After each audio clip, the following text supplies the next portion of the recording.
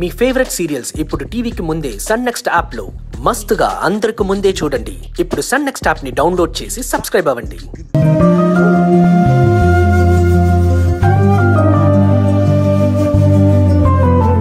భవానీ, ఏమైంది భవానీ? ఎందుకంత టెన్షన్ గా అటు ఇటు తిరుగుతున్నావు? శిశిర పిన్ని మళ్ళీ మన ఇంటికొచ్చి వెళ్ళిందంట కదా, ఎందుకు నాతో ఎవరు ఏమీ డిస్కస్ చేయలేదు? నీతో చెప్పాల్సిన విషయం కాదమ్మా, అందుకే చెప్పలేదు.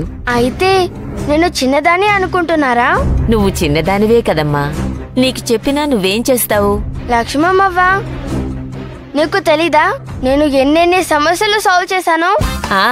అవునవును, నువ్వు లేకపోతే ఆ సమస్యలు తీరేవే కావు.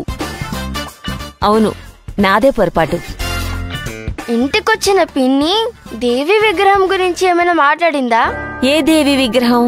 అదేంటి అలా అడుగుతున్నావు? నీకు చెప్పాను కదవ్వా, పిన్నికి నేను భైరవిదేవి విగ్రహాన్ని గిఫ్ట్ గా పంపించాను కదా. ఏంటి? అవును లక్ష్మమ్మవ్వ, పిన్నికి నేను భైరవిదేవి విగ్రహాన్ని గిఫ్ట్ గా పంపాను. అది పంపించిన తర్వాతే అమ్మని కలవడానికి పిన్ని మన ఇంటికొచ్చింది. వచ్చి ఏం ప్రయోజనమమ్మా? ఇంకా ఇంకా అవమానించింది కదా. అమ్మ దాన్ని ఏమీ అవమానమని అనుకోవడం లేదు. పిన్ని కనిపిస్తే చాలు ఎగిరి గంతులేస్తుంది, మాటిస్తుంది, ప్రామిస్ చేస్తుంది. మరి ఏం చేయగలవమ్మా? మీ అమ్మ అలా నెత్తినెక్కించుకుంది మీ పిన్నిని. మీ అమ్మని ఆమె గురించి ఆలోచించనివ్వకుండా ఎవ్వరూ ఆపలేరు. అవునవ్వా, మళ్ళీ గట్టిగా మాట్లాడితే ఎక్కడ కొడుతుందేమో అని భయం వేస్తుంది, గొడవ చేస్తుందేమో అని భయం వేస్తుంది.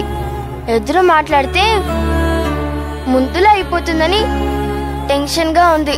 అందుకే నేను అమ్మని పిన్ని విషయంలో ఎక్కువ కదిలించడం లేదు. అదే మంచిదమ్మా.